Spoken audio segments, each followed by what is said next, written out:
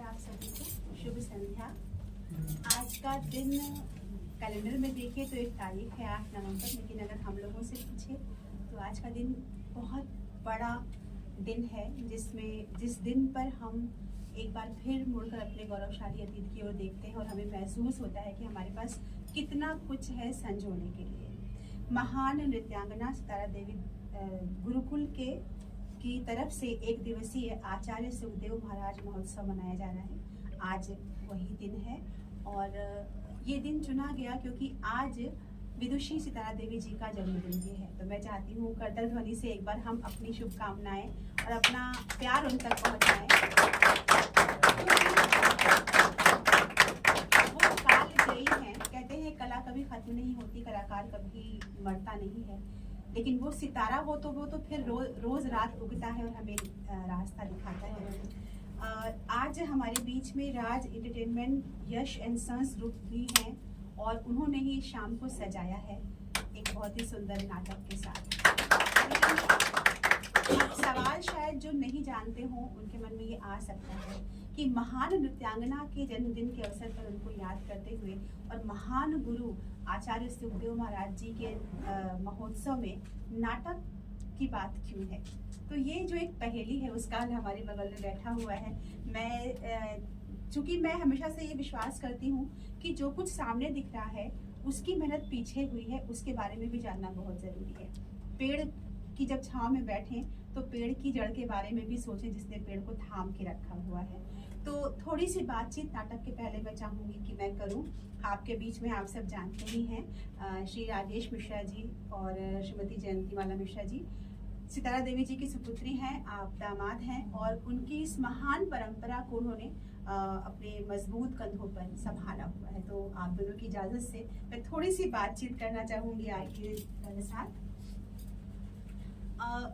सितारा देवी जी के बारे में अगर आप जानते हैं तो आपको पता होगा कि उनका जो जीवन है वो एक जीवन में समझा नहीं जा सकता। हम जैसे साधारण लोग एक बार में उनको नहीं समझ सकते। एक स्त्री के रूप में, एक मनुष्य के रूप में, एक कलाकार के रूप में, एक नृत्यांगना के रूप में, एक अभिनेता के रूप में और एक जीव के रूप में वो हर तरह से संपूर्ण थी। लेकिन वो जिसने हर पल उनकी छत्र छाया में एक एक पग रखा, सीखा, उनकी सुपुत्री जयंती माला जी कितनी सौभाग्यशाली हैं वो। और मैं उनसे ही पूछना चाहती हूँ और साथ साथ राजेश जी से भी, क्योंकि आपने भी अपना जीवन का बहुत बड़ा हिस्सा उनके साथ गुजारा है, कि अगर सितारा देवी जी की यात्रा को संक्षेप में, मुख्तसर में, ब्रीफ में कहना हो, बताना हो, तो आप उसको किस तरह से ढालेंगे शब्दों में। जयंती जी पहले आप बताइए। नमस्कार। मेरे सितारा मम्मी का तो ऐसा है कि उनकी बेटी हूँ, वो सिर्फ बेटी की बात नहीं है, मैं उनके छत्र छाया में रही हूँ, वो भी बात नहीं है। दरअसल मम्मी का जो एक जो उनका आभा मंडल था, वो मुझे कभी ऐसा नहीं लगा कि वो इस धरती की है। हाँ, क्योंकि उनका जो अनुशासन था अपने नृत्य के लिए, उनका जो दर्शकों के लिए भाव था और जो वो उनका डिवोशन था अपने ईश्वर के लिए, सब उनका घुंघरू में था। घुंघरू को वो ऐसे पूछती थी जैसे हम सब किसी न किसी देवता को, ईश्वर को पूछते हैं। और वो ऐसे रियाज करती थी, प्रैक्टिस करती थी कि उनको समय का ज्ञान ही नहीं रहता था, आभासी नहीं होता था। वो 24 घंटे चाहे तो घुंघरू बांध के रहना चाहती थी। तो ऐसा हो नहीं सकता बॉम्बे में, तो फिर भी वो 10-12 घंटे तो घुंघरू पहनी रहती थी। जब तक वो जागती थी घुंघरू पहनी रहती थी। और कला से उनको इतना प्यार था, एक्टिंग हो, पूरा दुनिया का डांस उन्होंने सीखा और अपने कथक में मिलाया। आज जो फिल्मों में आप लोग बॉलीवुड डांस देखते हैं, वो सितारा देवी ने लाया 1930s में। मैंने सुना है कोरियोग्राफर का कॉन्सेप्ट भी उनका ही दिया हुआ है। हाँ, तो 1930 से शुरू किया है। तो कोरियोग्राफी तो 1930 में कोई था ही नहीं, डांस ही नहीं था फिल्म इंडस्ट्री में, तो कोरियोग्राफी की तो बात ही अलग होगी। तो लाई उन्होंने ही है और उन्होंने बहुत इसमें अध्ययन किया कि फिल्म का जो डांस है वह कैसे होना चाहिए। क्लासिकल का कोई पौराणिक फिल्म बनती है तो चलो चलता है क्लासिकल, बट हर फिल्म तो पौराणिक नहीं बनती है, तो मास के लिए बनती थी ना। तो वो मसाला, तो जैसा मसाला फिल्म बनता है, हर तरीके के मसाले होते हैं, उसी तरह उनका जीवन था। क्या बात है। हर मसाला था उनके लाइफ। 9 रंग थे पूरे। हाँ, पूरे नवरस। 9 रस था जी। 9 रस था, पूरा 9 रस था। और रंग तो जाने कितना, 7 बोलते हैं, 7 से भी ज्यादा ही होगा। तो मतलब ऐसी थी, और हम लोग को भी वैसे ही ट्रेन किया उन्होंने। कभी ऐसे नहीं ट्रेन किया कि कोई ऑर्डिनरी बच्चों की तरह ना, खाली पढ़ो लिखो ये करो वो करो। पढ़ो लिखो, नाचो गाओ, जाओ थिएटर देखो, ये देखो वो देखो, सब कुछ उनकी ये जिंदगी मिली है, जो करना है कर लो। तो ऐसा था। और अब आपको। हाँ, मैं ये बोलना चाहता हूँ कि सितारा देवी जो थी, संगीतज्ञ फैमिली से थी। संगीतज्ञ का मीनिंग है डांस, गाना, एक्टिंग, सब कुछ जो कर रहा हो वो संगीतज्ञ होता है। इसलिए बहुत दिनों से अब मेरी वाइफ है तो मैं थिएटर से हूँ, तो मैं एक्टिंग करता था और ये डांस करती थी। तो मैंने दोनों को मिला के एक थिएटर बनाया और रामायण डांस ड्रामा बैले बनाया। उसको लेके मैंने बहुत काम किया। लेकिन अब मैं सोच रहा हूँ कि किस तरीके से मम्मी थिएटर से भी जुड़ी हुई थी। मिनरवा थिएटर में मम्मी थिएटर किया करती थी। मैं पहले वो थिएटर भी किया है उन्होंने। तो उस सब चीजों को मिला के, और सुखदेव महाराज जी उनके पिताजी थे, तो उनके पिताजी का हम महोत्सव मना रहे हैं। तो किस तरीके से मैं उनको ट्रिब्यूट करूं, किस तरीके से उनके याद को बनाए रखूं, इसलिए मैंने ये थिएटर भी किया। और इस थिएटर में बड़े अच्छे बच्चे हमारे साथ काम कर रहे हैं। क्या नाम है? नाम बताइए। जी, मैं नाम बताऊंगी क्योंकि वो एक बहुत सुंदर मैं श्रद्धांजलि कहूंगी अर्पित की जाएगी उनको। उनका जन्मदिन आपने चुना, उसके पीछे कोई सोच रही होगी आपकी? बस मैं ये सोच रहा था कि किस तरीके से शिवम हमको मिला और अचानक मिला, तो मैंने सोचा कि कैसे थिएटर को मैं प्रमोट करूं। तो एक बहाना मिल गया मुझे कि आज सितारा देवी जी का जन्मदिन है, तो इसमें मैं थिएटर शुरू कर देता हूँ। ये भी उनकी प्रेरणा ही रही। हाँ, कहीं से उन्हीं का ये याद होगा। और मैंने अक्सर नटी विनोदनी करती थी अपने बचपन में जी, तो इस वजह से मैंने इसको शुरू किया। और समय बहुत कम लेते हुए, ज्यादा नहीं करते हुए, बिल्कुल शॉर्ट में कुछ और पूछ के खत्म करते हैं। बिल्कुल मैं ये जरूर पूछना चाहूंगी कि जैसा कि आपने कहा घुंघरू ही उनका जीवन था, और जब मैंने आपसे बात की थी तो मुझे मालूम रहा था कि भिंडी छौंकते हुए भी वो पैर में घुंघरू तत्कार करते हुए सब्जी को वो छौंका करती थी और पकाया करती थी। तो लेकिन आज इतना समय नहीं है कलाकारों के पास। 2023 आ चुका है, सबके हाथ में बजट है, टाइम नहीं है कि गुरु को दे, कला को दे, अभ्यास को दे। फिर भी ये चीजें माइनस नहीं की जा सकती। तो आपके हिसाब से अगर आज के कलाकारों को उनके जीवन से कुछ सीखना हो तो क्या वो चीजें हैं मूलभूत जो वो सीख सकते हैं, उनको सीखनी ही चाहिए उनकी जीवन शैली? बिल्कुल सीखना चाहिए। जो भी कलाकार ऐसे मुकाम में पहुंचना चाहता है, या सुपरस्टार, किसी भी स्टेज में भी सुपरस्टार होते हैं और क्लासिकल में भी सुपरस्टार होते हैं। अगर आपको स्टार बनना है, सुपरस्टार छोड़िए, स्टार ही बनना है, तो आपको उस चीज की प्रैक्टिस तो करनी पड़ेगी, डेडिकेशन के साथ करना पड़ेगा। आपको गोल वही बनाना पड़ेगा, चाहे आप एक्टिंग करे, डांस करे, गाना गाए, डायरेक्टर बने, प्रोड्यूसर बने, जो भी कुछ बने, आपका गोल वही होना चाहिए। अभ्यास जरूरी है। और सुबह 3:30 से लेके 5 बजे उठकर आपका ध्यान जरूरी है, जो मम्मी करती थी, मेडिटेशन। और उस ध्यान में वो नाचती थी। क्या बात। और मैं चाहता हूँ कि सब थिएटर आर्टिस्ट मेहनत करें, और मेरी जरूरत हो, मेरी सपोर्ट की जरूरत हो तो मैं सपोर्ट करता रहूं। क्या बात है, क्या बात। बस आखिर में एक चीज जो बहुत जरूरी है हम सबको जानना कि माँ की बहुत बड़ी संपदा है आप लोगों के पास, आपकी जिम्मेदारी भी है, आपका कर्तव्य भी है, और आपका हक भी है उसके ऊपर। उसको आगे ले जाने के लिए ये नाटक है, बहुत चीजें हैं, उनके ऊपर फिल्म बन रही है, और भी कई सारी चीजें हैं। मैंने तो सोचा और को क्या प्लान है? मेरे प्लान ये है कि मैं अब ये थिएटर जो है मम्मी के नाम का, सितारा देवी के ऊपर थिएटर करेंगे, म्यूजिकल नवरस वाला। हाँ, म्यूजिकल ड्रामा होगा वो, है ना। तो म्यूजिकल ड्रामा हम लोग करेंगे। क्या बात है। और जैसे आप लोग मुगले आजम देख रहे हैं, अभी आजकल देख रहे हैं, तो वैसे ही भव्य होगा उसी तरीके से। हाँ, और मुगले आजम को डायरेक्ट करने वाले जो कि आसिफ थे, वो सितारा देवी के पहले। मतलब वो फिल्म मेरी ही थी। हाँ, और मोहे पनघट में ये सब जो आप सब देखते हैं कोरियोग्राफ कोरियोग्राफी मम्मी का। वो मम्मी का था, सारा फिल्म में। तो वो कहीं ना कहीं उस तो वो इतिहास झलक से आएगी। जुड़ी हुई है, बिल्कुल। बिल्कुल, वो अगर मम्मी का नाटक करते हैं हाँ, तो वो सब बिल्कुल चीजें करता है। उसमें आएगी। और वो भव्य होगा ही, क्योंकि जहाँ सितारा हो वहाँ भव्यता ना हो, ऐसा हो ही नहीं सकता। आप दोनों का बहुत बहुत धन्यवाद। बात बहुत कुछ करनी है, मगर आज का दिन हमारे नाटककारों का है, तो बहुत बहुत धन्यवाद भैया आपको, दीदी आपको भी। Thank you. और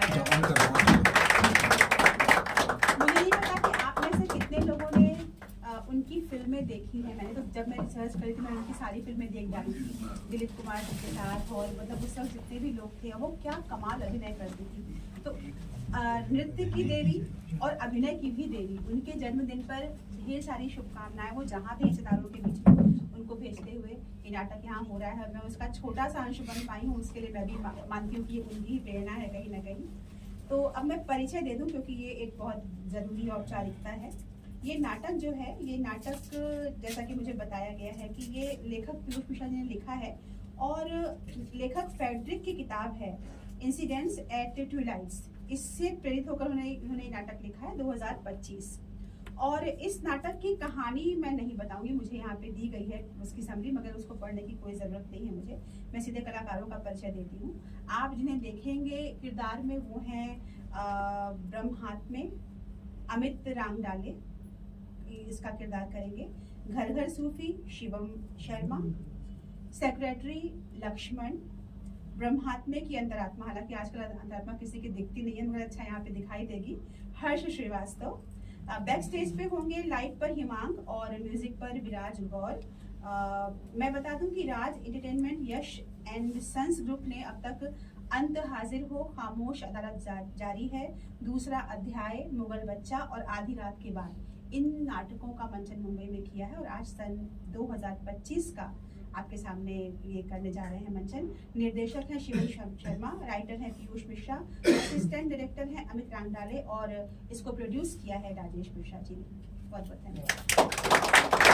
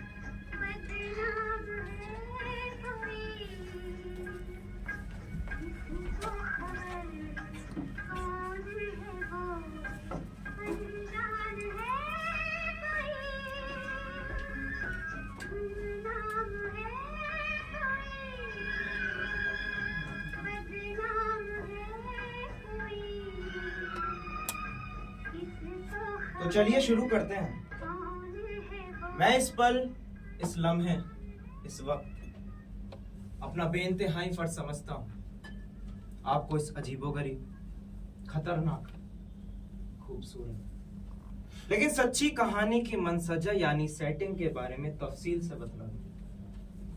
हकीकत में सच्ची कहानियां सुनाने में खतरा होता है खासा। कौन जानता है कि कब कोई पुलिस का आदमी या कानून का जानकार किसी दर्शक दीर्घा में बैठे, भले ही वो अपनी ऑफिशियल कैपेसिटी में ना हो, लेकिन फिर भी। बहरहाल मैं अपने आप को ये खतरा उठाने का मौका आसानी से दे सकता हूं, क्योंकि मुझे यकीन है कि वो मेरी इस कहानी पे भरोसा करेंगे नहीं।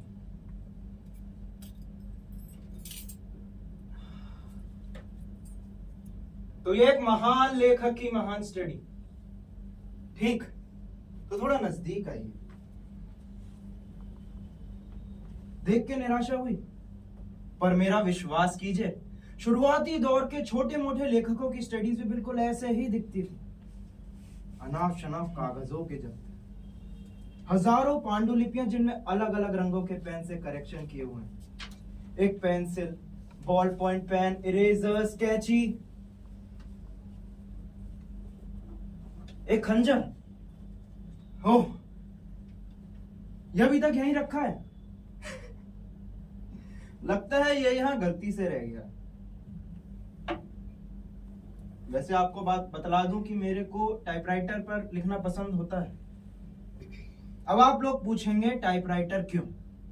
अब तो कंप्यूटर का जमाना आ चुका है। तो इस मामले में मैं प्रिमिटिव यानी कि पुराना लेखक अभी तक टाइपराइटर पर ही लिखना पसंद करता हूं।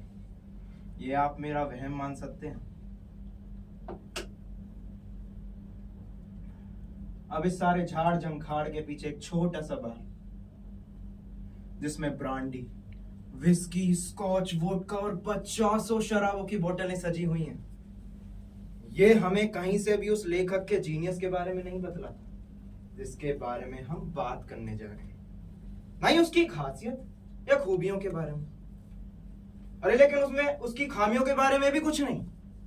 मैं आपको यकीन दिलाना चाहता हूं दोस्तों, इस कमरे के दाईं तरफ आपको ऐसा कुछ भी नहीं मिलेगा। यहाँ हर चीज बड़ी तरतीब से सजी हुई है। इस .22 की रिवॉल्वर को उठा के यहाँ छुपा देता हूँ। लगता है उम्र के साथ साथ गलतियां भी बढ़ती जा रही हैं।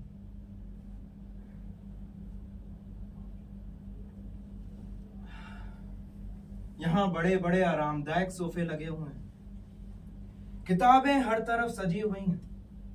जिसको लिखने वाले को पहचानने की जिम्मेदारी मैं आप पर छोड़ता हूं।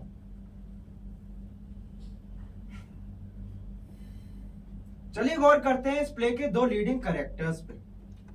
शुरुआत करते हैं मुझसे। अरे नहीं नहीं, कंफ्यूज मत होइए। मेरा मतलब है कहानी के उस कैरेक्टर से जो मुझसे इंस्पायर होता है। मैं उसे वैसे ही दिखाना चाहता हूं जैसे मैं दिखना चाहता हूं। लंबा, चौड़ा, काफी स्मार्ट। इस कहानी का सबसे मुख्य और महंगा पार्ट। बड़बोलेपन के लिए माफी चाहता हूं, पर हकीकत यही। चलिए बात करते हैं समय के बारे में। हिंदुस्तान में इस वक्त सन 2025 चल रहा है। सन 2025। अब आप कहेंगे ये तो सारे जहां में चल रहा है। मैं कहूंगा हिंदुस्तान में बड़े जोर से चल रहा है। यहां ये वक्त से पहले आ, क्योंकि कहा है ना किसी ने कि सारे जहां से अच्छा हिंदुस्तान।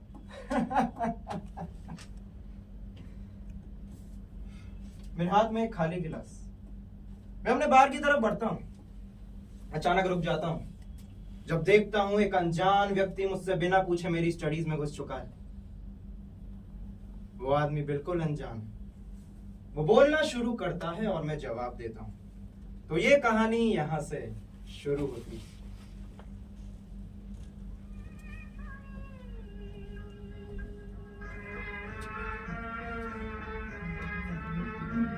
माई लव परमात्मा। मैं कौन हूं ये जानने की बेताबी तुम्हारे दिल में है। पिछले 7 सालों से मैं तुम्हें खत लिख रही हूं, तुम्हारा एक भी जवाब नहीं है। लेकिन हर साल एक नया नॉवेल आ जाता है, मैं उसे ही तुम्हारा जवाब समझ लेती हूं। मैं अंदाजा लगा सकती हूँ कि तुम बहुत ही रोमांटिक शख्सियत के मालिक हो। जिस तरह से तुम कत्ल को रोमांटिसाइज करते हो, जी में आता है कि मेरा कत्ल तुम्हारी कलम से। हमारे दरमियान जो उम्र का फासला है उसे दरकिनार कर दो। तुम मेरी मोहब्बत, तुम्हारी, बस तुम्हारी, पिंकी, दतिया, मध्य प्रदेश। पिंकी, दतिया, मध्य प्रदेश।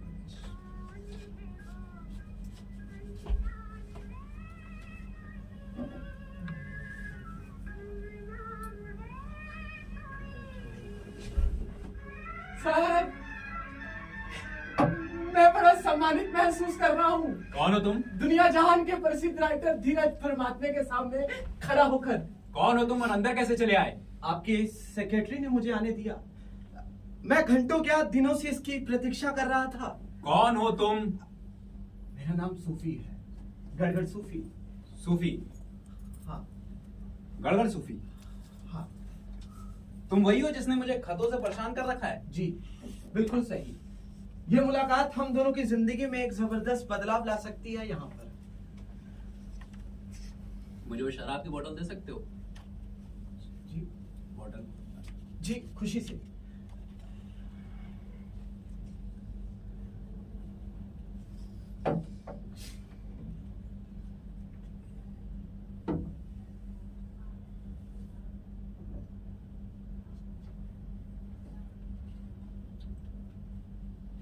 तुम लोगे? जी मैं नहीं पीता हूँ। बिल्कुल नहीं पीते? नहीं, बस सावधानी बरत रहा हूँ। आखिरकार मैं अपने समय के महान जीनियस के सामने खड़ा हुआ हूँ। मुझे ऐसा लग रहा है जैसे विशाल का शंकर के सामने एक मासूम सा नंदी खड़ा हो। तो हिंदू हो? हिंदू था, फिर मुसलमान हुआ, फिर दोबारा हिंदू हुआ। आजकल मैं बौद्ध हूँ। बड़े बड़े बड़े बड़े अजीब आदमी हो तुम। जी बड़े तो आप हैं। वो तो मैं हूँ। वैसे अजीब आदमी भी होते हैं। वैसे आपको बता दूं कि वेदों से लेकर इस्लाम तक मैंने सब कुछ पढ़ा है यहाँ। मैं एक ड्रिंक और लेना चाहूंगा। बड़ी जल्दी खत्म कर ली आपने। मैंने एडवाइस मांगी तो आपको खुद ले लेनी चाहिए आपको। हाँ मैं खुद ही ले रहा हूँ। वाह वाह वाह वाह, क्या बात है, इतनी सारी किताबें, क्या बात है, क्या बात है। विक्रम सेठ, ये विक्रम सेठ की सिग्नेचर है यहाँ। हाँ क्या बात है, वाह वाह वाह वाह वाह, क्या बात है।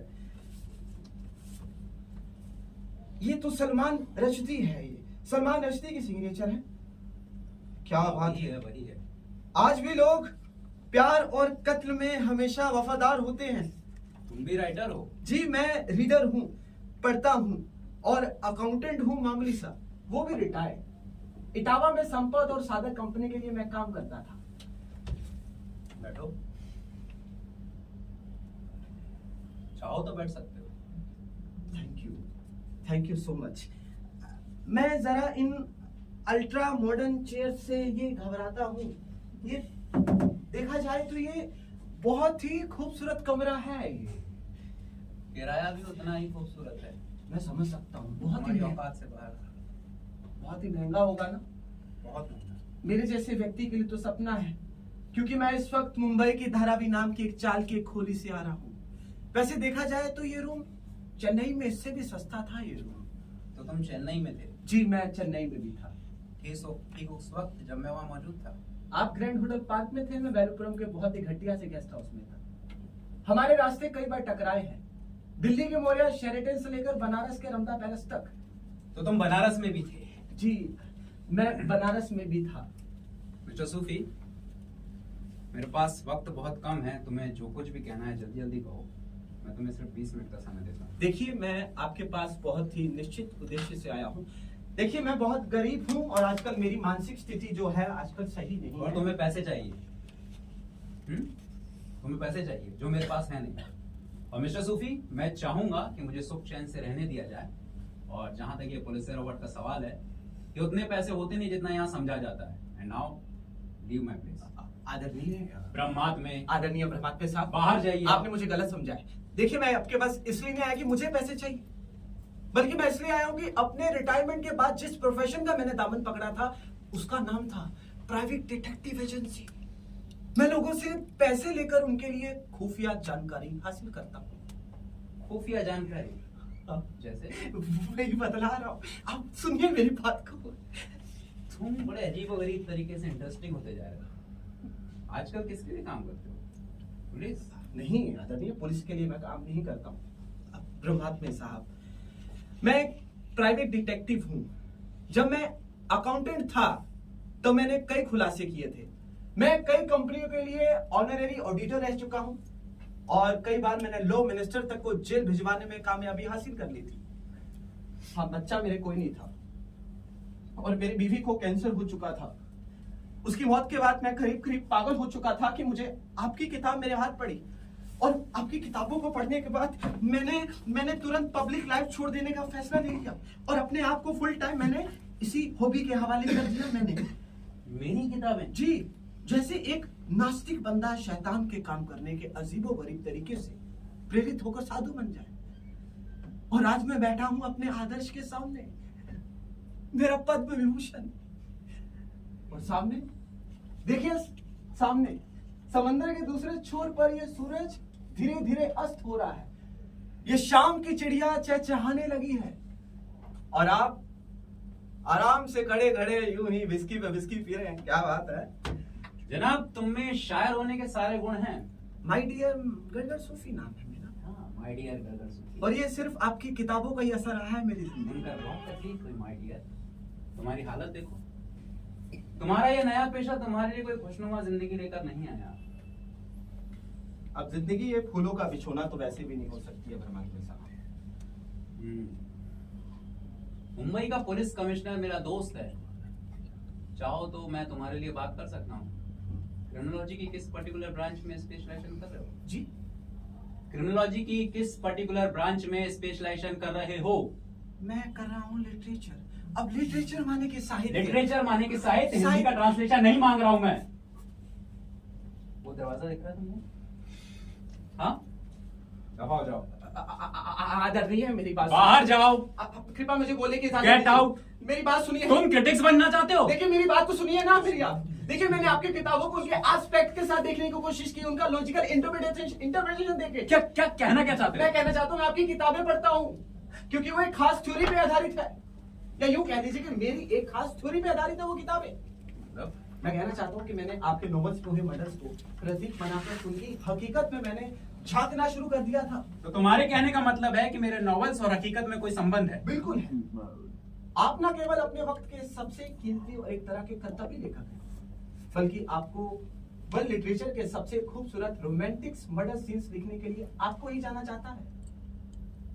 जनाब, मैंने कभी मर्डर को ग्लोरीफाई नहीं किया, मैंने सिर्फ इंसान को उसके पूरेपन में दिखाने की कोशिश की है। अब जाहिर है आदमी अपने पूरेपन में प्यार करने के साथ साथ कत्ल करने की भी काबिलियत रखता है। सही कहा आपने। आपके सीन में आने से पहले हिंदुस्तान में मर्डर एक खौफनाक चीज समझी जाती थी, लेकिन आपकी कलम ने जिंदगी के स्याह हिस्से को, या यूं कहें कि मौत के स्याह हिस्से को भी बेहद रंगीन और खूबसूरत बना दिया। आपको आज हिंदुस्तान की पावन धरती पर मौत का रंगीन सौदागर के नाम से जाना जाता है। वो केवल मेरी पॉपुलैरिटी की निशानी है। तो तुम मेरे नॉवेल्स ऐसे पढ़ते हो जैसे कि वो पुलिस की रिपोर्ट्स हों? बिल्कुल। आपके हीरोज, ये आपके हीरोज ना ही किसी मोटिव के साथ मर्डर करते हैं, ना ही उन्माद में, बल्कि वो मर्डर करते हैं अपना ये मानसिक संतुलन बनाए रखने के लिए। ट्रेडिशनल क्रिमिनोलॉजिकल थ्योरी में हर मर्डर के पीछे कोई ना कोई मोटिव जरूर होता है, पर आपके मर्डर में कोई भी मोटिव नहीं होता है। यहाँ तक तो देखा जाए कि कानून के हिसाब से भी मर्डर बिना मोटिव के नहीं हो सकता है, और मोटिव यहाँ होता ही नहीं है। और ऐसे में जो मर्डर्स आप दिखाते हैं वो ऐसा लगता है जैसे सुसाइड्स, एक्सीडेंट्स, या कहें कि नेचुरल डेथ्स हो। चलो मान लिया, लेकिन ये बात तुम साबित कैसे कर सकते हो? ये तो मैं अपनी खोजबीन के इस मोड़ पर अपने आप को उस स्पेनिश किंग से कम नहीं समझता। क्या नाम उसका, उस डॉन का नाम था, क्या नाम है? Spanish king? हाँ हाँ हाँ, उस डॉन का क्या नाम है? Don, Don Quixote. Don Quixote, वो वही है ना जो आजीवन इस उन्माद में जिंदा रहता है कि उसकी कल्पना में किए गए रोमांस हकीकत है। वही है। लेकिन मैं आपके भी नॉवेल्स को हकीकत से कम नहीं समझता हूँ, लेकिन फर्क है कि मैं अपने आप को भी किसी चीज से खौफजदा नहीं होने देता। मेरा तो एक ही मोटो है, आगे बढ़ो, आगे बढ़ो और बस आगे बढ़ते जाओ। जमील! ये सर, आज सारी रात हमें काम करना है। मिस्टर सूफी को कोई बेहतरीन सिगार ऑफर दो। ब्राजील, हवाना? नहीं नहीं, बस बस, धन्यवाद धन्यवाद। अगर आप मुझे इजाजत देते हैं जमील, तो मैं अपनी सिगरेट पी लूं, ये सस्ती सी है। जरूर।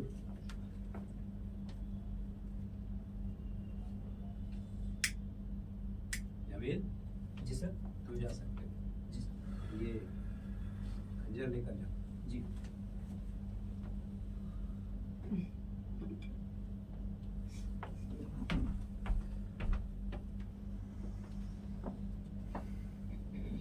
ये तनाव में सिगरेट का कश लगाने का आनंद ना 100 औरतों से संभोग करने के बराबर है। जमकर संभोग करो, मगर अपनी कहानी को आगे बढ़ाते चलो। मेरे लिए किसी सॉल्यूशन पे पहुंचना इतना आसान नहीं था। मुझे बहुत ही डिटेल एनालिसिस की जरूरत महसूस हुई है और तभी मेरे हाथ में पड़ा आपका novel he was not a juvenile. अरे मेरा पहला नॉवल। जी। क्या कलम थी जो 11 साल पहले छपा था। उस पर तो एक फिल्म ही बन चुकी है। शायद आप- डेविड धवन उस पर फिल्म बनाना चाह रहा था। जानता हूं मैं, और आप भूल रहे हैं कि दिल्ली में एक बस में एक गैंग रेप होता है। लड़की मर जाती है, उनमें से 5 को फांसी हो जाती है। 6ठा बंदा बच जाता है क्योंकि कानून उसे जुवेनाइल मानता है, यानी कहें कि 18 साल से 6-4 महीने छोटा यानी अपरिपक्व। उसे चाइल्ड होम में भर्ती करा दिया जाता है। उस रेप के बाद हुए सड़कों पर हो हल्ले, प्रोटेस्ट और शोरगुल को धीरे धीरे गायब होते देखता है। फिर 3 साल बाद उस चाइल्ड होम से निकलता है।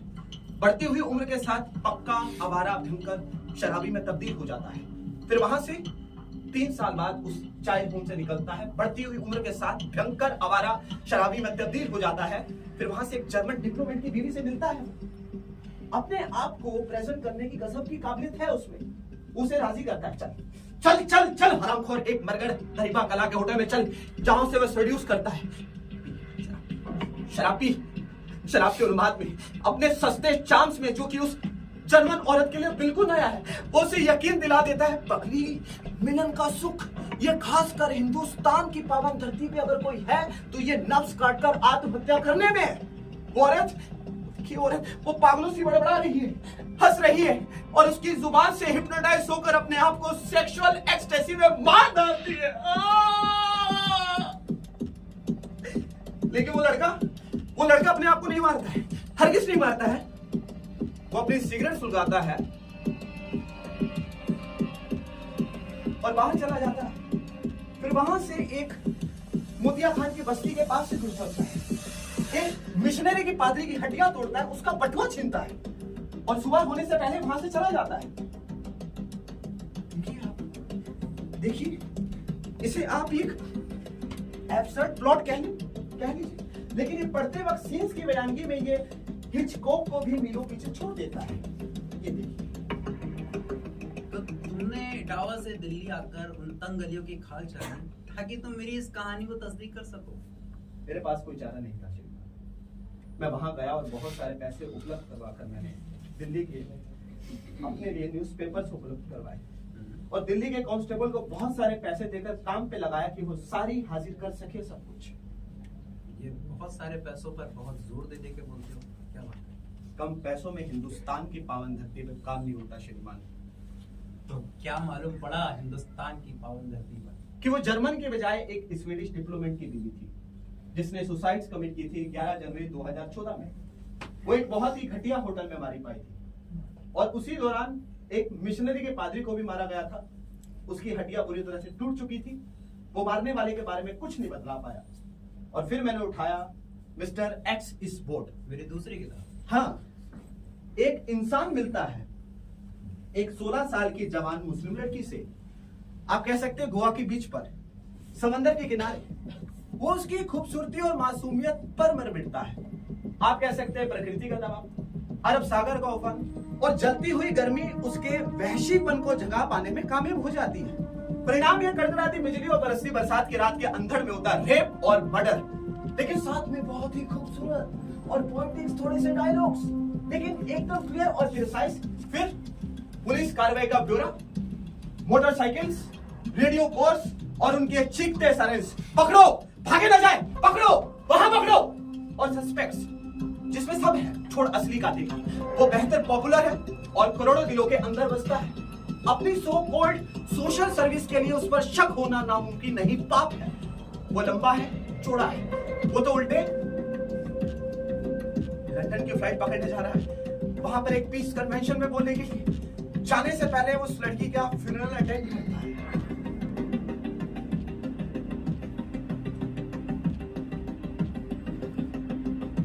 और इस तरह ये नोवेल किसी तरह ग्रीक ट्रेजेडी की तरह खत्म हो जाता है।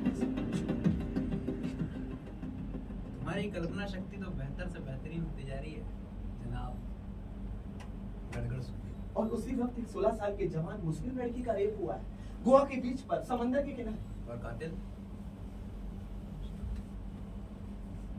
कातिल कातिल हमेशा की तरह पता नहीं, ठीक उस औरत के कातिल की तरह। ठीक उसी तरह। बावजूद ये बेहतरीन काबिल पुलिस फोर्स के रहते हुए सब कुछ हुआ है। अगर आप देखिए इन पेपर्स पे नजर मारते हैं तो इनमें उन लोगों की लिस्ट है जिसका मिलान और संबंध मैं आपके नोवेल्स के कैरेक्टर से प्रमाणित कर चुका हूं, सब कुछ। मैं देख पा रहा हूँ कि इसमें 22 नाम लिखे हुए। उतने ही जितने नोवेल्स आपकी कलम से निकले हैं। ये सब लोग मर चुके हैं। कुछ ने सुसाइड कमिट किया है, कुछ अजीबोगरीब हादसों के शिकार हो गए, छोड़ उस मुस्लिम लड़के के जिसका रेप और मर्डर गोवा के बीच पर हुआ था। ये हैदराबाद की बेगम लुबना के नाम के आगे क्वेश्चन मार्क क्यों है? ये तो उस जायरा से सिर्फ मेल भर खाती है जिसका मिलान और संबंध ये देखिए मैं आपके नोवेल्स के कैरेक्टर से प्रमाणित कर चुका हूं। जो एंड द नाइट बिगिंस में देखिए ये एंड द नाइट बिगिंस पे जो गला घोट के मार डाल देता है, मैं ये सब बातें उससे प्रमाणित कर चुका हूं। बहुत ही लाजवाब लिस्ट है, बहुत अनोखी भी। मेरी 10 साल की क्रिमिनोलॉजिकल इन्वेस्टिगेशन का परिणाम है सब कुछ। और सिर्फ यहां पर कहानी खत्म नहीं होती है। मैं आगे कहना चाहता हूं कि जहां पर ये एक्सीडेंट्स, ये सुसाइड्स हुए हैं, वहां पर किसी ना किसी रूप में श्रीमान आप साक्षात मौजूद थे। मतलब आप दिल्ली में थे जब वो लड़की मरी। आप तो गोवा के बीच में थे जब वो स्वीडिश औरत मरी। नहीं, आप तो उन 20 जगह मौजूद थे जहां वो 20 लोग मरे। यानी कलकत्ता में सोनागाची, असम में भीलगिरी और केरला में निधिपुरा।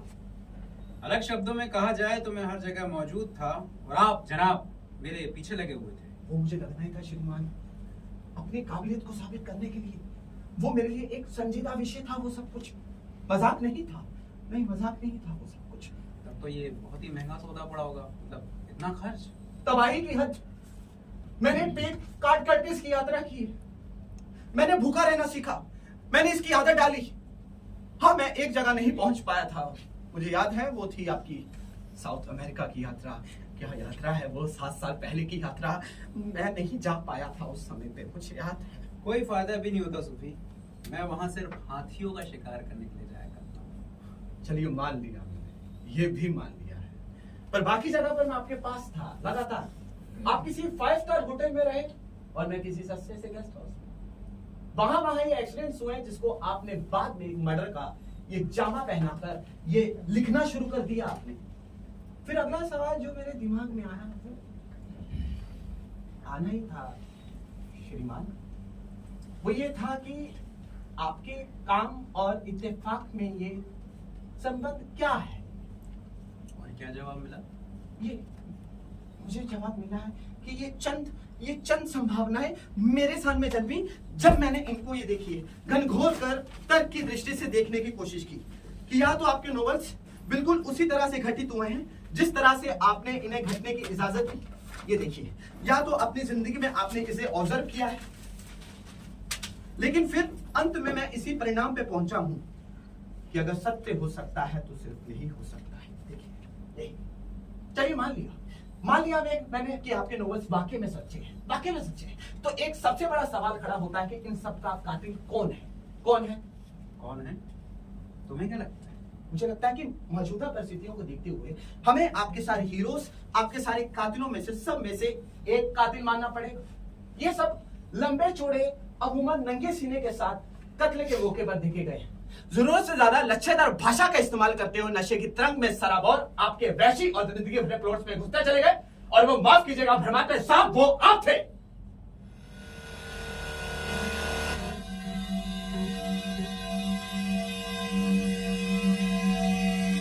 सच कह रहे हो?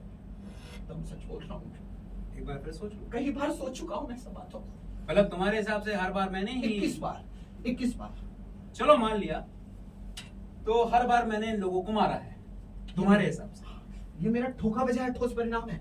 मैं इस वक्त न केवल अपने समय के महान राइटर के सामने खड़ा हुआ हूं, बल्कि मेरे सामने देश का सबसे खूंखार हत्यारा भी खड़ा हुआ है। 22 लोग, 21 लोग, आप 21 लोग। वो हैदराबाद की बेगम लोग ना। हैदराबाद की बेगम को कैसे भूल सकते? क्योंकि आपने उसको मारा था। देखा जाए तो अपनी स्वाभाविक मृत्यु मरी थी वो रात को। चलो मान लिया, मगर क्या लोग इस तरह की बात सुनना पसंद करेंगे? मतलब लोग, ये सब लोगों की बातें करते हैं, ये सब लोग पसंद करेंगे, क्योंकि ये सब बातें उन्हें सोचने के लिए मजबूर कर देगी। ये देखिए, ये सब बातें हैं, ये सब कुछ मजबूर कर देगी सब बातें। 22 लोग, 21 लोग, 21 लोग। चलो मान लिया 21 लोग, मगर ये बात तुम साबित कैसे कर सकते हो? साबित कैसे कर सकता हूं मैं? ठोस परिणाम तो मेरा ये है, लेकिन मैं आपसे ये चाहता हूं कि मैं सब चीजें मैंने देखी है कि आपने अपनी कला को कितनी समझदारी से संवारा है, कितनी समझदारी से आपने निखारा है। मैं ये चाहता हूं कि इतनी ही समझदारी से मैं आपसे कुछ और कहना चाहता हूं। पहले तो मेरा ख्याल था कि ये सब देखकर मैं आपको एडमिनिस्ट्रेशन के हवाले कर देता हूं, और अब ख्याल बदल गया? हाँ, मेरा ख्याल बदल गया है। और इसकी वजह? मैं आपको 10 सालों से देखता आ रहा हूँ। मैंने देखा है कि आपने कितनी समझदारी से अपनी कला को संवारा है, निखारा है, और कितनी समझदारी से आपने अपने शिकारों को अंजाम दिया है आपने। तो तुम मुझे एडमायर करते हो? जी, पूरी तरह से मैं आपको एडमायर करता हूँ। एक निर्मम कातिल मानकर या एक महान उपन्यासकार मानकर? दोनों। जितना मैंने आपकी जुर्म की गतिविधियों को स्टडी किया है, उतना ही मैं आपकी साहित्यिक रुचि का दीवाना हो चुका हूँ। इसलिए मैं आपके आर्ट की खातिर ये अपना बेशकीमती त्याग करने के लिए मैं तैयार हूँ। और बदले में मुझसे क्या चाहते हो? आपसे तो मुझे चाहिए एक जरा सा टोकन।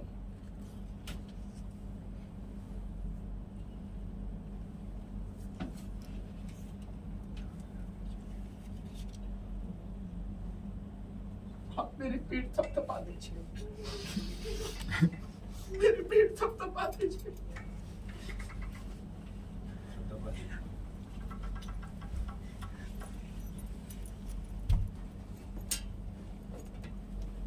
धन्यवाद। मैं चाहूंगा कि मेरी बची हुई पेंशन का जिम्मा आप अपने सर पर लें। मुझे एक्स्ट्रा पॉकेट मनी चाहिए, जिससे मैं आपकी जिंदगी में एक अच्छा सा प्रशंसक और ताबेदार बनकर रहूं। मुझे टोकन चाहिए 2 लाख रुपए का। 2 लाख रुपए सालाना या महीने का? महीना चाहिए। मिस्टर सूफी, इस वक्त मैं एक बात कन्फेस करना चाहता हूँ। तुम मेरी जिंदगी में आए हुए सबसे महान व्यक्ति हो। तुम्हारे तेज तर्रार दिमाग ने तुम्हें गलत नहीं सोचा। तुम एकदम सही निष्कर्ष पर पहुंचे। मैं सब कुछ कबूल करता हूँ। आप कबूल करते हैं? हाँ, मैं कबूल करता हूँ। वो स्वीडिश औरत, हाँ वो स्वीडिश औरत, वो जवान कमसिन लड़की, वो कमसिन जवान लड़की, ये जोधपुर की तलाकशुदा महारानी, हाँ वो भी, और उस हैदराबाद की बेगम लुबना के नाम क्या क्या क्वेश्चन मार्क भी हटा। ये हैदराबाद की बेगम कहाँ से आ गई? क्योंकि वो अपने स्वाभाविक मृत्यु मरी थी। चलो उसे छोड़ो। लेकिन आपने बाकी 21 लोगों को मारा है ना? मारा है ना आपने बाकी 21 लोगों नहीं को? कम नहीं ज्यादा।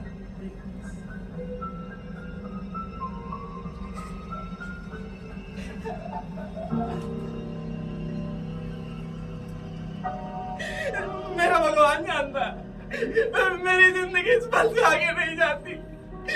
ये पल मेरे लिए महान है। वाकई सूफी, तुम्हारी जिंदगी इसके आगे कहीं नहीं जाती। सर, वो ब्रिटिश बिजनेसमैन की बेटी आपको बुला रही है। तुम्हें कितनी बार कहा है कि बिना परमिशन के अंदर मत आए। Get out.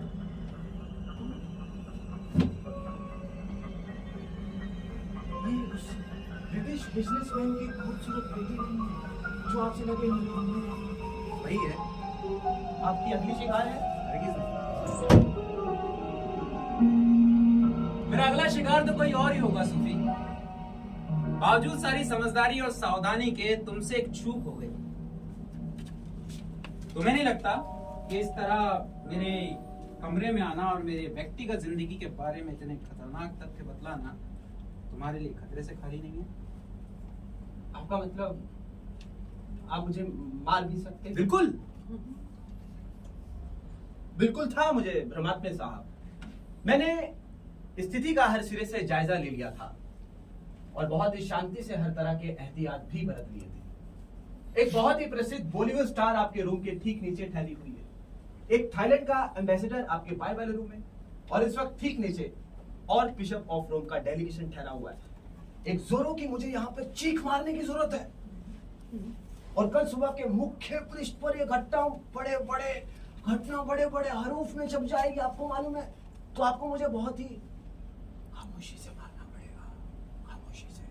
बहुत खूब। जिसके लिए ये जहर इकलौता हथियार हो सकता है।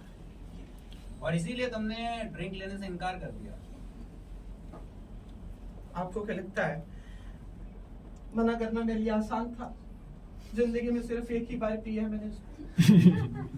क्या लगती है जब जबान पे जाती मजा आ जाता है। और इसीलिए तुमने सिगार पीने से भी इनकार कर दिया। मैं नहीं भूल सकता हूँ आपने सागर अंबानी को ऐसे ही तो मारा था। हवाना सिगार का सिरा जहर में डुबो कर आपने उसकी जान ले ली थी आपने। चलो ठीक है, अगर मैं तुम्हें किसी और तरीके से मार दूं तो? मतलब तुम इटावा जैसी मामूली सी जगह से आए, कहीं गायब भी हो गए तो किसी को क्या फर्क पड़ेगा? देखिए इटावा को मामूली मत समझिएगा। ग्लोबलाइजेशन हो चुका वहाँ पर। ओके, 4 मॉल खुल चुके हैं। 4 मॉल। आपकी टीवी से लेकर रियलिटी शोज की धमक गूंजती रहती है इटावा में। और आपको मालूम है कल्चर गरज के बरसता है इटावा में। बस यही चूक हो गई तुमसे बेवकूफ। कल्चर गरज कर बसता है तो चांद के उस छोर पर जहां कोई आबादी नहीं बसती, वरना तुम्हें अपनी इस घटिया सी बिना सिर पैर की इन्वेस्टिगेशन का कब से मालूम पड़ गया। तुमने वो साबित किया जो ना मालूम कितनी बार कितने लोग साबित कर चुके हैं। मतलब क्या है आपका? मेरा मतलब यह है कि जिसे तुम एक बेशकीमती राज समझकर अपने सीने में छुपाए घूम रहे हो, दुनिया कब से जानती है। नामुमकिन है, नामुमकिन। मैंने ये देखिए, मैंने हर न्यूज़पेपर मैंने ये नाखूनों से छान मारा है। किसी में इस बात का कोई भी जिक्र नहीं है। ये देखिए, यहाँ पे कुछ भी नहीं है। यहाँ पे सच सिर्फ एक जगह मिलता है सूफी, और वो है टैबलाइट के न्यूज़ पढ़ने पर या मिट्टी के मुख। और ये सारे मेरे मर्डर के जिक्र से भरे पड़े हैं। तुम्हें क्या लगता है ये लोग मेरा काम हजम कर पाते अगर वो वाकई ये नहीं जानते होते कि मैं उन्हीं मर्डर्स का वर्णन कर सकता हूं जो मैंने खुद अपने हाथों से किए हैं? सही कहा। आप तो अरसे पहले गिरफ्तार हो गए होते अगर ऐसा सच होता तो। मगर क्यों? क्योंकि आप खुली है, पेशेवर खुली रहे। आपने इतने लोगों की जान ली आपने।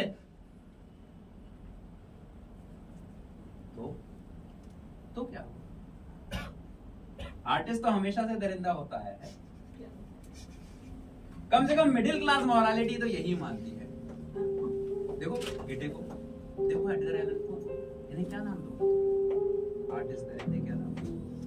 और इतना ही नहीं, पहले लोग हमसे नफरत करते हैं, फिर इसी वजह से हमारी इज्जत करना शुरू कर देते हैं। हम धीरे धीरे सामाजिक सीढ़ियां चढ़ते चले जाते हैं तब तक जब तक हम उसकी धूरी नहीं बन जाते। और धूरी ही नहीं, हमें एक महान आदमी के तौर पर स्वीकार कर लिया जाता है।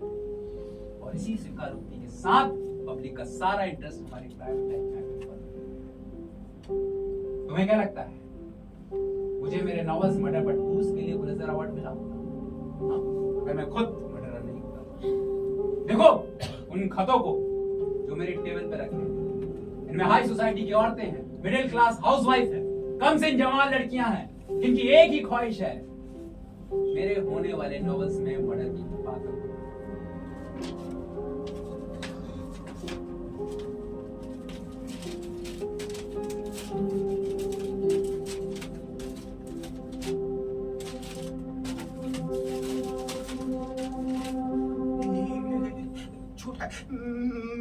मैं सपना देख रहा हूँ शायद। ये सही वक्त है, जाग जाओ।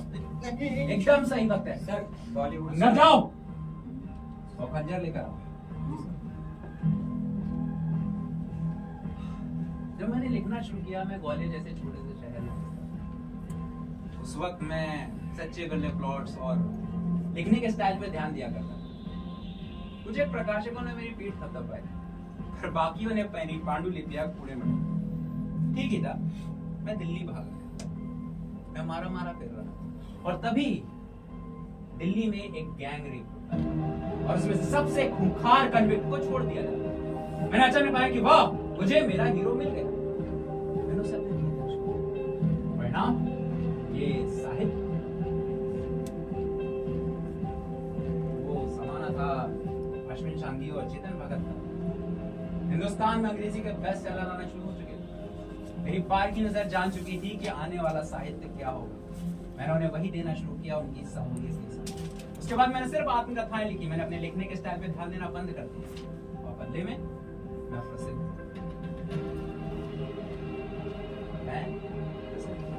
कुछ एक धार्मिक संस्थानों ने मेरे ऊपर केस चलाया।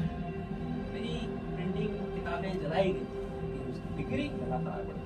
वो बड़ी सी बड़ी आर्ट के नाम पर जिसने मुझे कोर्ट में घसीटने की कोशिश की है, वो कुत्ते की तरह अपने चारों दबाया गया है। बहुत बड़े तुमने अपनी सारी जमा पूंजी इस बच्ची से कोर्ट में कर दी और इसके लिए तुम सजा के पात्र। मेरे से किसी पैसे की तो उम्मीद मत करना। तुम्हें नहीं करनी चाहिए किसी और चीज। चलो उठो, चीखो, चिल्लाओ। मगर क्यों है ऐसा? मगर क्यों? मुझे एक नया प्लॉट चाहिए। मतलब क्या है? हाँ, मुझे नया काम शुरू करने के लिए एक प्लॉट चाहिए। क्या मतलब? और वो प्लॉट मुझे ये अचानक पिस्तौल क्यों निकाल रहे हैं आप? नहीं, मैं तुम्हें अभी तक समझ में नहीं आया? देखिए, नहीं, मैं जा रहा हूँ। मैं जा रहा हूँ। अरे मैं ये पिस्तौल तुम्हें यहाँ से भेजने के लिए नहीं निकाल रहा हूँ। नहीं, मैं हर चीज की कसम खा के कहता हूँ, मैं जिससे प्यार करता हूँ, मैं यहाँ से सीधा इलाहाबाद चला जाऊंगा, फिर पीछे पलट के नहीं देखूंगा। मैं जा रहा हूँ, मैं निकल रहा हूँ, मैं जा रहा हूँ।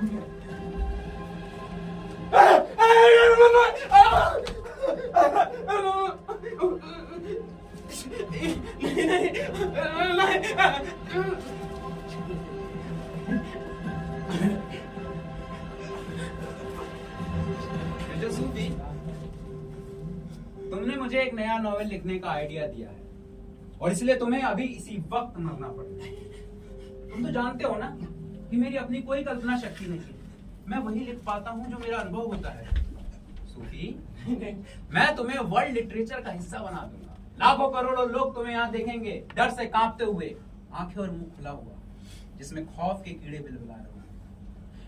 जरा सोचो, एक 2 कौड़ी का अकाउंटेंट अपने सुनहरे सपने से जागता है और पाता है कि सच कितना खतरनाक है। अरे बचाओ! मुझे बचाओ! देखो, कोई आया बचाने? वो बॉलीवुड स्टार, वो आदमी जिसका सारी जिंदगी सच का हवाला देते देते गुजर गई, कोई आया बचाने? तू राक्षस साले, तू मैं एक आर्टिस्ट हूँ और मैं जानता हूँ कि पिछली सेंचुरी का आर्ट था art for the sake of art, और इस सेंचुरी का आर्ट है ब्लॉकबस्टर यानी कि पैसा। बेटा, तुम्हें क्या लगता है मुझे ये सब करना अच्छा लग रहा है? हाँ, मैं तुम्हारे साथ शराब पीना पसंद करता, उसके बाद बीच के किनारे चहलकदमी करना पसंद करता, बजाय इसके कि सारी रात बैठ के तुम्हारी मौत का खूनी वृतांत लिखूं। मेरी बात सुनिए, मुझे माफ कर दीजिए, मेरे मालिक, मुझे माफ कर दीजिए। आर्ट नाम के पेशे में माफी की कोई गुंजाइश नहीं होती। छोड़ दीजिए, मुझे जाने दीजिए। आर्ट नाम के पेशे में माफी की कोई गुंजाइश नहीं होती सूफी। नहीं दे सकता। तुम जिंदा नहीं रह सकते। मुझे ऐसे मत तुमने कुछ ज्यादा ही जान लिया है। नहीं। तुम ब्रह्मात्मा को नहीं जानते। नहीं, मुझे छोड़ दीजिए। नहीं छोड़ सकता मैं तुम्हें। वो केस नंबर 23।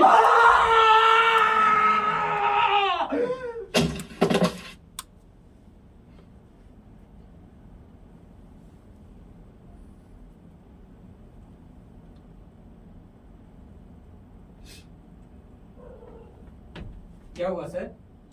कोई चीखा? हाँ? आंगन तो अचानक बालकनी से कूद गया। बड़ी अजीब हरकतें कर रहा था वो। उसे छोड़ो, मुझे एक सिगार दो। जी सर।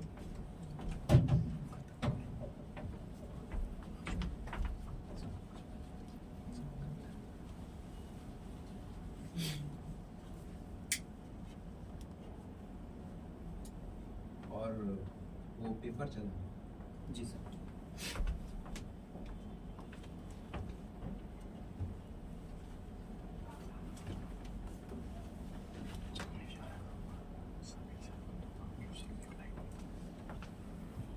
सर इस पे कुछ नाम लिखे हैं,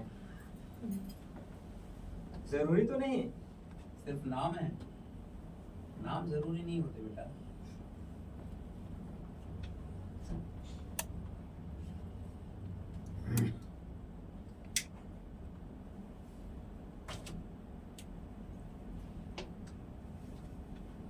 जमील, जी सर। वो बैग ले जाओ, उसे डिस्ट्रॉय करो। जी सर। और सुनो जी। हमें अपना नया काम शुरू करना है। कल हम यहाँ से सीधा ऊटी जाएंगे। जी सर, वैसे भी मुंबई से पहाड़ों पर जाना हमारी सेहत के लिए इजाफा ही होगा। वेरी गुड, मुझे एक विस्की दो। जी sir. Why do I kill my guest? What a working title. Why do I kill my guest?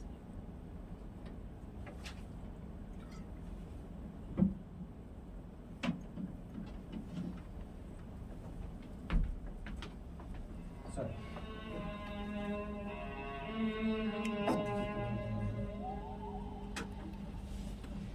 गुमनाम है कोई, बदनाम है कोई, तो चलिए शुरू करते हैं। वो खबर मैं इस पल, इस लम्हे, इस वक्त अपना बेइंतहाई फर्ज समझता हूँ। आपको इस अजीबोगरीब, खतरनाक, खूबसूरत लेकिन सच्ची कहानी की मंसजा यानी सेटिंग के बारे में तफसील से बतला दूं। हकीकत में सच्ची कहानियां सुनाने में खतरा होता है खासा। कौन जानता है कब कोई पुलिस का आदमी या कानून का जानकार किसी दर्शक की निगाह में बैठा, भले ही वो अपनी ऑफिशियल कैपेसिटी में ना हो, लेकिन फिर भी। बहरहाल मैं अपने आप को ये खतरा उठाने का मौका आसानी से दे सकता हूँ, क्योंकि मुझे यकीन कि वो मेरी इस कहानी पे भरोसा करेंगे नहीं।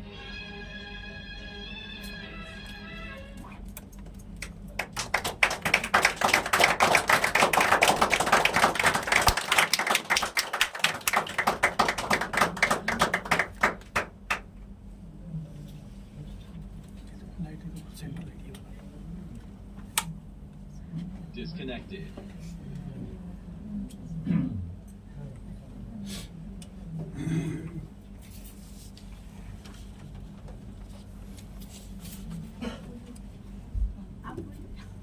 आइए आप लाइए।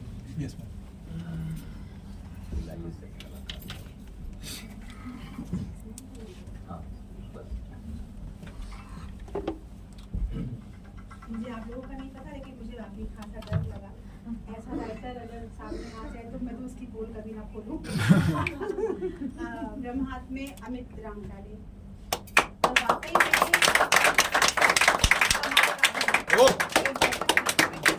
बहुत सुंदर अभिनय है।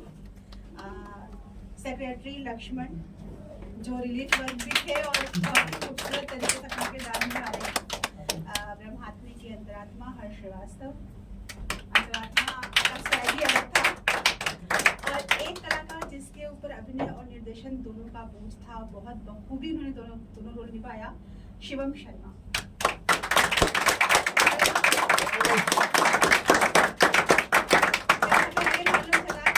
वो जो आगंतुक था वो बालकनी से कूद गया, तो हमें भी बड़ा दुख हुआ था कि ऐसा नहीं होना चाहिए था।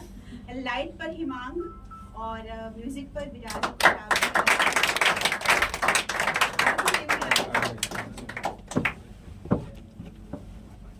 अनमोल पांडे जी कैमरा देख रहे थे। निशांत राही, आप लोग आ जाइए प्लीज। निशांत राही, आओ। लखन भैया कैमरे में एक तरफ है, आप भी आ जाइए। और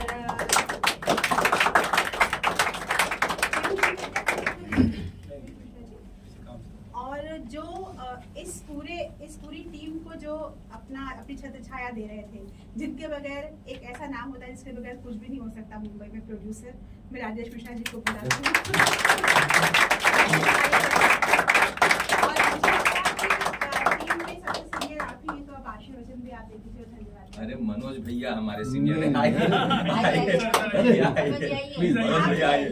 Please, आप आए, आप प्रोग्राम देखा आपने, बहुत अच्छा लगा मुझे। तो मनोज जी बहुत- आप आशीर्वचन अगर आप, क्योंकि आपने बहुत तन्मयता से बैठ के वहाँ पे देखा और बहुत- बहुत नहीं, मैं अक्सर वही बैठा करता हूँ। जबकि एक चेयर खाली मैंने सर को बुलाया, सर बोलते नहीं मैं बैठे। मैंने देखा कि सर ने कहा नहीं चेयर पे नहीं बैठते हैं। नहीं, बहुत अच्छा, बहुत मेहनत की आप लोगों ने, बहुत बढ़िया। और शोज करते रहो, सबसे अच्छा ये कि शोज ज़्यादा करेंगे और पॉलिश होता रहेगा। बहुत अच्छा है, बहुत बढ़िया। आप ऐसे लोगों को बुला रहे दे रहे हैं, बहुत अच्छी बात है भाई नाटक के लिए। ये हमने इसी तरीके से एक इंटीमेट सा ये शुरू इसलिए किया है कि ऐसे छोटे छोटे ग्रुप्स जो हैं, जो अभी शुरू करना चाह रहे हैं और काम करते रहे आगे, उनके लिए ये प्लेटफॉर्म है। यहाँ अक्सर हम लोग इस तरह के शॉर्ट प्लेज, कहानियाँ, पोएट्री का कुछ इनैक्टमेंट वो सब करते रहते हैं। और क्योंकि ऑब्वियसली आपको पता है यहाँ पे बड़े बड़े जो ऑडिटोरियम्स हैं, प्रोसेनियम, उसमें हर आदमी अफोर्ड नहीं कर सकता है जाकर प्ले करना।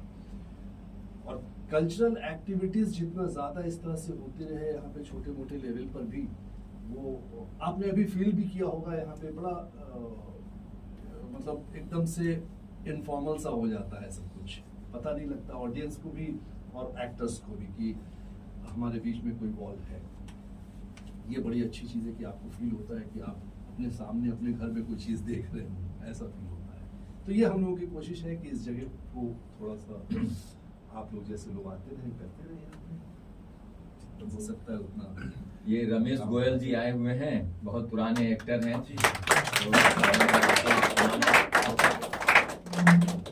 तो अच्छा लगा मुझे आप आए। और मैं एक बात ज़रूर कहना चाहूँगी कि जैसे सर ने कहा कि ये इंटीमेट थिएटर का ग्रुप है। मैं बनारस से हूँ, वहाँ पर एक हम लोग बोलते हैं घर कंकर में शंकर हैं। और जब मैं मुंबई शिफ्ट हुई तो मुझे लगा यहाँ पे हर एक गली में कलाकार हैं, हर एक स्टूडियो में एक बड़ा काम हो रहा है, बिना शोर शराबे के एक बड़ा काम हो रहा है। और वर्सोवा आराम नगर से तो पूरी मुंबई को संभाल रखा है फिल्म इंडस्ट्री को। तो मैं चाहती हूँ हमारे कलाकार भी एक फर्ज निभा दें। दर्शकों की ताली बजा दीजिए।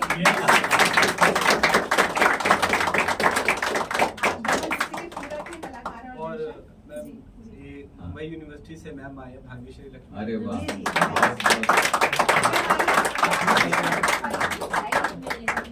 बहुत अच्छा लगा। मैं आप सबको शुभेच्छाएं देना चाहती मैम हूँ। आप कुछ कहना बिल्कुल बिल्कुल, आइए आप जी, सामने। बिल्कुल। आपने जो कहा, मनोज जी ने कहा कि फोर्थ वॉल डाउन ये इंटीमेट थिएटर में ही पॉसिबल है। और आपके भी शोज मैंने देखे हुए हैं, आप तो अक्सर और आती हैं। मैं ड्रामा के रिव्यूज भी लिखती हूँ, तो ये मुझे बहुत अच्छा प्रयोग लगा। आपने काफी मेहनत भी की है और बिल्कुल एडगर एलन पो वाली फीलिंग भी आ रही थी। और शर्मा जी तो है, उनको देखकर थोड़ी शेरलॉक होम्स वाली भी फीलिंग आ रही है। तो बहुत अच्छा लगा, ऐसे ही आप करते रहिए जरूर, और हमसे जो हो पाएगा हम कंट्रीब्यूशन करने की कोशिश करेंगे। आप सभी लोग मतलब जितने भी यहाँ सीनियर हैं, आई एम सो सॉरी मैंने बिना इजाजत के बोलना शुरू कर जी, आप दिया। जरूर बोलिए। मैं ये कहना चाहता हूँ कि इन्होंने खामोश अदालत जारी करवाया था हमारा हमारे मुंबई यूनिवर्सिटी में इन्होंने खामोश करवाया। और बहुत सर अच्छा आपने show हमें हुआ ये था। स्पेस दिया। जी हाँ। सर हैं जिन्होंने हमें हमारा ये नाटक प्रोड्यूस नहीं, हमने दिया नहीं, आप ही का स्पेस।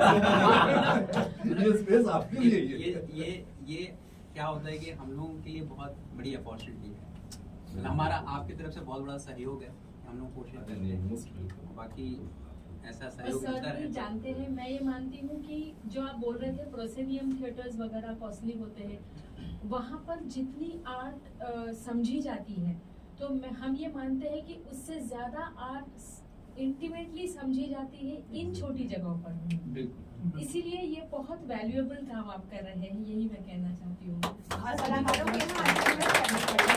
डायरेक्टर की जो भागदौड़ थी वो इतने से इतनी जगह पर कर पाना, बिल्कुल, वाकई में वो कमाल था, बहुत सुंदर। बिल्कुल, थैंक यू। तो और जयंती दी, आप अगर आप आए, आप कुछ कहना चाहें। आपने बहुत अच्छी बात कही, जो आप म्यूजिकल थिएटर शुरू करना हाँ, चाहती हैं, उसकी जरूरत है अभी, आप प्लीज वो करिए। हाँ, मैं मम्मी के नाम से ही कर रही हूँ, मम्मी को पूरा उन्हीं की कहानी संगीत में रहेगी पूरा। हाँ, वो बहुत अच्छा कॉन्सेप्ट जी जी करूँगी। बस धन्यवाद ज्ञापन सबको बहुत Thank you, बहुत thank you. धन्यवाद। Thank you for Thank you. coming. Bye, सब आए।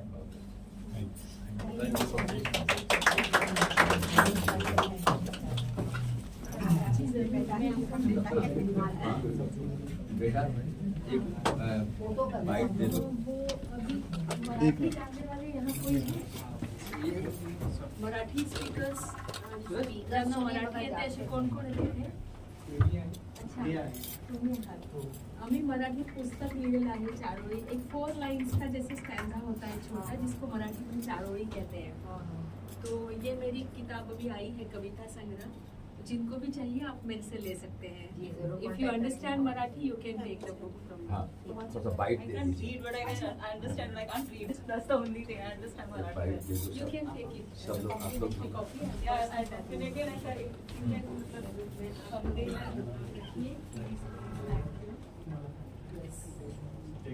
चंद्रशेखर गोखलेंचं हे होतं सुरुवातीला। जी जरूर जरूर। मैं इसका काव्य पठन उनसे कराऊंगी, बहुत अच्छा बोलती है। समझते हैं, बिल्कुल बिल्कुल। एक शशि कला जी है, पोएट्री भी करती है, साइड करती है। आपका नाम क्या है? Sunaina. English department, Mumbai university, है ना? अच्छा, आप थिएटर में हैं? अभी आप फर्स्ट ईयर सेकेंड कर चुके हैं? अच्छा, ओह वेरी गुड। तो अभी आप एक्टिंग ग्रुप्स में हैं? Nice nice meeting you. आपका नाम क्या है? देवेंद्र।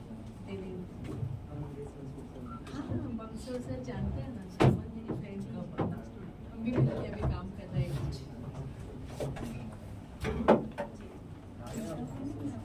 हाँ, इंस्टा में मैं वहाँ पर मेरा नाम है नगर वेदमती। बहुत सुंदर है। जैसा कि हम लोग कहते हैं कि थिएटर में इतना इंटेंस नाटक देखना है, और इस नाटक को अगर हम सरसरियन में देखें तो भी वही कमाल होगा जो कमाल इन कलाकारों ने इस छोटे से इस नृत्य में किया। और छोटा शब्द मैं नहीं बोलूँगी क्योंकि वर्सोवा का कोई भी थिएटर हमने कोई भी थिएटर छोटा नहीं था, और बहुत ही कमाल का निर्देशन है। और वो सारे लोग जो परोक्ष रूप से जुड़े रहे इस प्रस्तुति के साथ, कलाकारों को प्रोत्साहन दिया, स्थान दिया, ये बहुत बड़ी चीज़ है इसमें। कहते हैं कि हीरा होना बड़ा नहीं होता, जौहरी होना बड़ा है। जो हीरो को पहचानते तो जौहरी हमारे राजेश भैया हैं, जय जी हैं, मनोज जी हैं, और सारे बड़े लोग जो यहाँ पर आकर, और मैं इसका हिस्सा बन पाई। मुझे खुशी इस बात की है कि जयंती ऐसे किसी भी कार्यक्रम में योगदान कहते हैं, और ये मेरे लिए सौभाग्य हो जाता है। आप बहुत बहुत आज खुशी महसूस कर रही हूँ। 8 नवंबर सीता देवी जी के जन्मदिन पर इस कार्यक्रम का हिस्सा बनकर, और मुझे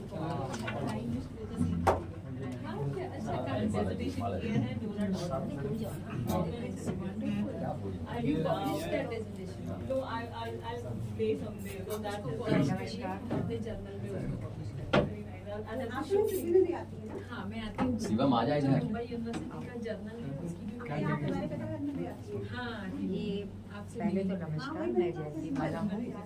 हाँ, और ये जो अभी नाटक आप लोगों ने देखा, मुझे बहुत ही अच्छा लगा।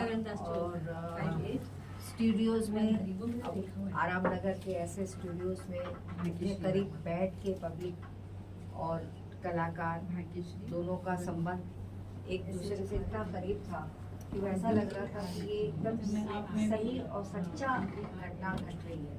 क्योंकि हम अक्सर प्रोग्राम्स करते हैं तो बड़ा हॉल होता है और ऑडियंस थोड़ी दूर रहती है, तो इतने करीब नहीं महसूस करते हैं। और हमें ऐसा लग रहा था ये सब चीज़ें हो रही हैं। बहुत ही खूबसूरत बहुत अच्छा नेक्स्ट टाइम किया है। आप मुझे बताइएगा। मैं तो चाहती हूँ कि ऐसे और भी ज़्यादा नाटक हो, और मैं मेरे मम्मी से अरे वहाँ तो मैं आई हूँ, म्यूजिकल सर तो जानते हैं। ड्रामा करूँगी जिसमें कि सितारा देवी की कहानी होगी। उनकी कहानी वैसी कहानी होगी जो कि उन्होंने अपने कला में अपनी जिंदगी को गुजारी। तो ये मैं वो एक नई जरूर भी ये देख के मुझे और भी अच्छा लगा कि मुझे करना चाहिए। अनुष्का उसके साथ एक और हाँ। माधवी। बच्चों ने बहुत बढ़िया काम किया और मुझे इतनी उम्मीद नहीं थी जितना बढ़िया आज इन लोगों ने प्ले करके दिखाया और ऑडियंस भी बहुत अच्छी थी जिन्होंने इसका पूरा मजा लिया। तो मैं चाहूँगा कि मेरा हीरो जो है ये है इस फिल्म का, इस नाटक का, इससे भी जरा बात कर लीजिए। नमस्ते। हीरो अकेला मैं नहीं हूँ, हीरो सब हैं जो साथ में हमारे रहे, जिन्होंने बहुत सहयोग से काम किया है, जिन्होंने पूरी ईमानदारी से निभाया है। सबसे पहले अमित भाई का बहुत बहुत धन्यवाद, जी का सब लोगों ने किया है, बहुत मेहनत की हम लोगों ने, और आगे भी आप सब लोग आइए और ऐसे ही हम दोस्त आइए और ऐसे ही हमारा ताकत बनते रहिए। अमित बहुत बढ़िया काम किया इसने। क्या कहेंगे आप सर? सबसे पहले आपका नाम बताइए। मेरा नाम अमित रहंगडाले है और मैं मध्य प्रदेश का रहने वाला हूँ। मैं सर का बहुत बहुत धन्यवाद करता हूँ कि उन्होंने ये अपॉर्चुनिटी दी हमें, हमारा नाटक प्रोड्यूस किया, हमारा नाटक यहाँ लगवाया रामनगर में। क्योंकि हम लोग कई बार ऐसा होता है कि हमारे पास टैलेंट तो है बट हम उसे दिखाने के लिए हमारे पास स्पेस नहीं है। तो एक बात इन नाटक शुरू होने से पहले शुरू हुई थी कि जड़ें कहाँ से शुरू होती हैं और उसकी छाँव किस किस को मिलती है। तो ये सितारा देवी से शुरू हुई और ये हमें मिली। तो मैं बहुत बहुत धन्यवाद कहूँगा मैम का, वाह, सर का। बहुत अच्छा। Thank you. बहुत बधाई आपको। और चले गए नहीं, आप ऐसे नहीं सकते, सुना तो बोलो। आइए बोलिए, ऑडियंस हमारी ऑडियंस आइए। ये ऑडियंस में हाँ आइए। आइए पूछिए इंडस्ट्री से। मतलब मैं बहुत सारे ऐसे छोटे मैंने प्लेस देखे हैं, लेकिन ये एक काफी अच्छा प्रयास था, काफी अच्छा प्रयास था।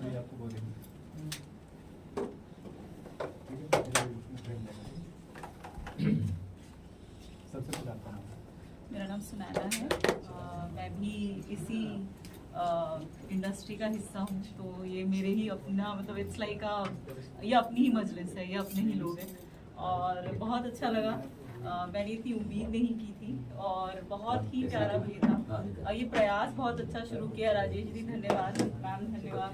क्योंकि एक तो सितारा देवी जी से मतलब उनके लिए उनके किसी चीज़ में पार्टिसिपेट करने का मौका मिला, वो बहुत बड़ी बात है।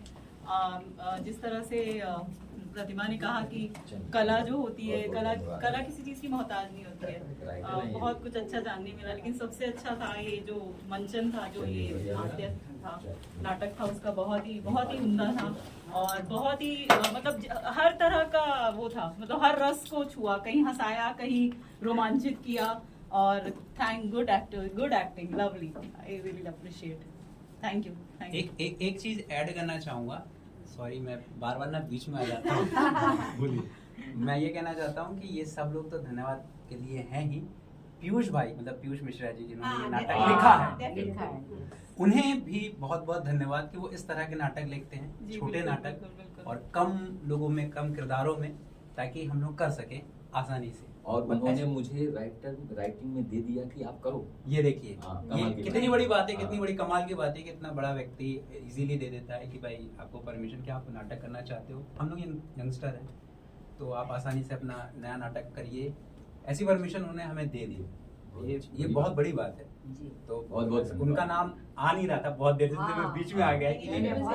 पीयूष सर के लिए भी बहुत बहुत धन्यवाद, बहुत बढ़िया नाटक लिखा उन्होंने जो नाटक आज लिखा। का जो best actor award goes to Amit. Thank you. Yes मैं डिफरेंस नहीं कर पा रही हूँ बिकॉज इनके और इनके लिए ये तो मेरा बहुत मुश्किल था ये टाइम, सारा एंगल मालूम था। नहीं मुझे बहुत मुश्किल था। उनकी जो वो थी ना बिल्कुल वो एग्रेसिव म्यूजिक के फूलों के हमने फूलों के मार दे गई तो नहीं अलग अलग वो दो कई लोग नाटक लिखे हुए हैं। हाँ, दो पर्सनालिटी। हाँ बिल्कुल हम contrast चाहेंगे personality कि पीयूष मिश्रा जी से और भी कहानियां लिया जाए और उसमें काम किया जाए। बिल्कुल बिल्कुल। Thank you. चलिए आप सबको दिवाली की शुभकामनाएं, ऐसे ही परफॉर्म करते रहिए। Happy Diwali, thank you so much, bye, मिलते हैं अगले प्ले में। पूरा जबलपुर में